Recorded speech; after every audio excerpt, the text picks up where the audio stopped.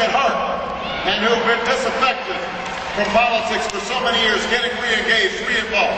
Now, I would like to take credit for all of this, but I have to admit, I think Bill will acknowledge that part of the reason everybody's so excited is, no matter what happens, people will be going into the polling place next November to choose the next president of the United States, and the name George W. Bush will not be on the ballot.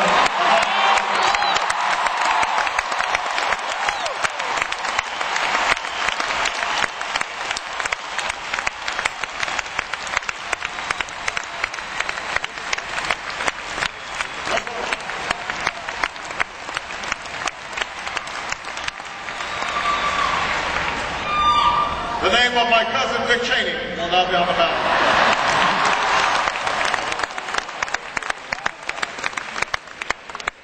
Some of you read about this. Cheney and I are distant relations. It hurt me in the polls. But people have been forgiving me. Been picking things back up.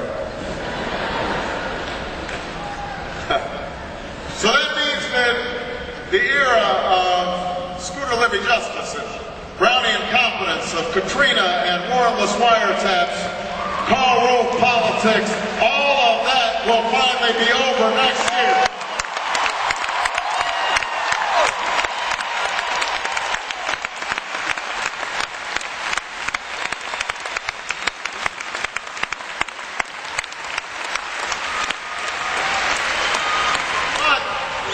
But you're not here just because you want to be against something. You're here because you want to be for something.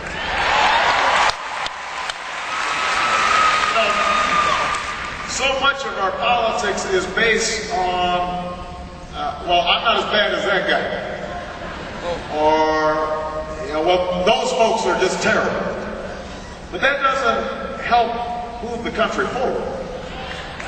That doesn't describe the path to create a more perfect union. That may win elections. It may be good tactics. But it doesn't tell us who we should be and what this country should do, the course we should take. And so, what I've spent the last 15 months doing, and I know Bill agrees with this, that the greatest privilege of running for president is you're in a conversation with the American people. And what I hear from the American people is that they've lost trust and they've lost confidence in their government. They've lost trust and confidence in their leaders. They don't feel like they're being heard.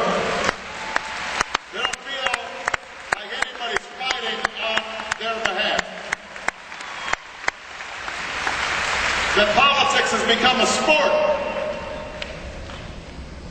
Because if we were really listening, if we as leaders were really listening to the American people, here's what we'd hear.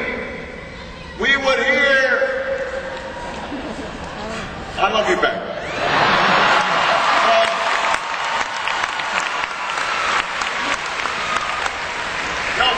We'd hear the voice of the young woman that I met when I was campaigning, who is going to school full-time, has a sick sister with cerebral palsy.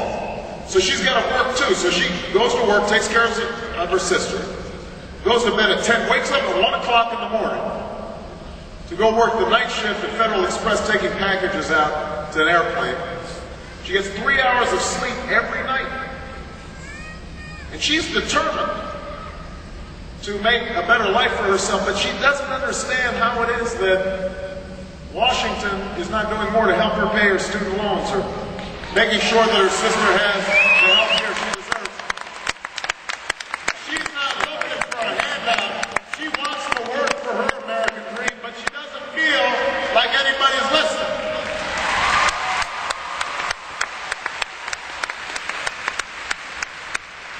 If Washington was paying attention, then they'd know the story of a woman I met in Oakland named Pauline Beck, who is a home care worker. I went with her because the Service Employees International Union had organized yeah, I see SEIU in the house, I see ASME in the house. Thank you, I appreciate you guys. Representing people who need representation. SEIU had organized each of us to spend a day walking in the shoes of one of their members. And so I went with Ms. Beck. We woke up early in the morning, went over to the home of an 86-year-old amputee. And I did that day the work she does every single day. Helping him out of his bed into a wheelchair, helping him get dressed, helping him get clean, making the bed, making the house, making breakfast. Hard work, back-breaking work. Pauline Beck, she's 61 years old. She does this every single day. She can't take a day off because she can't afford it. So she works every single day. And talking to her, she was glad about her capacity to help somebody. Somebody older than her, more frail than her, stay in their home, stay in their community. She wasn't looking for a handout, but what she was looking for was somebody who might fight for her so she could have decent health care, so she could retire with some dignity and respect. Maybe she could get a day off once in a while to rest some tired feet.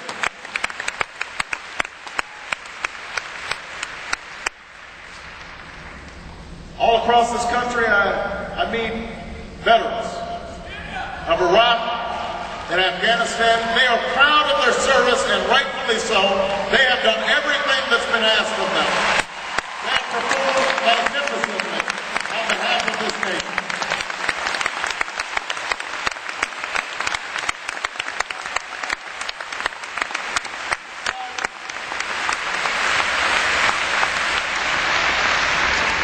But they think about the buddies who've been left behind. They worry about being sent on a third or fourth rotation and the strains it'll place on their families. They think about the disabled and the homeless vets, many from the Vietnam era, but some from this era as well. And sometimes I'll hug mothers in rope lines after rallies like this one, who weep silently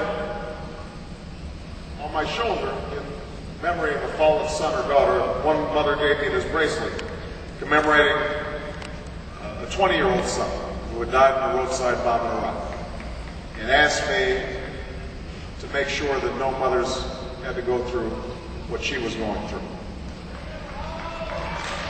All across this country, people love their country. They are patriots, but they ask me how it is that our standing in the world could have declined so rapidly. They love this country, but they are ashamed of Guantanamo. They're ashamed of Abu Ghraib. They're ashamed of warrantless wiretap and what's happened to our civil liberties. They're ashamed of their missions. They can't understand how we could still be having a debate about whether or not this country tortures or not.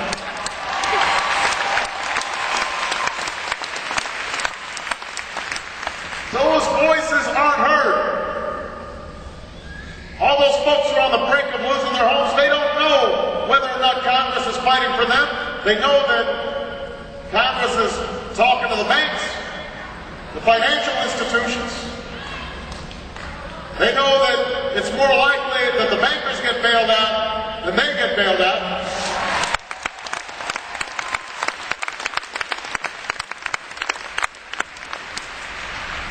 And so, what this campaign has been about, what this election's been about, what Bill Richardson has stood for, what I am standing for, what all of us have to stand for, is not just a change in parties. It is not just putting forward 10-point plans and making a bunch of campaign promises. It is restoring a sense that this government is working for you and fighting for you and believes in you, is on and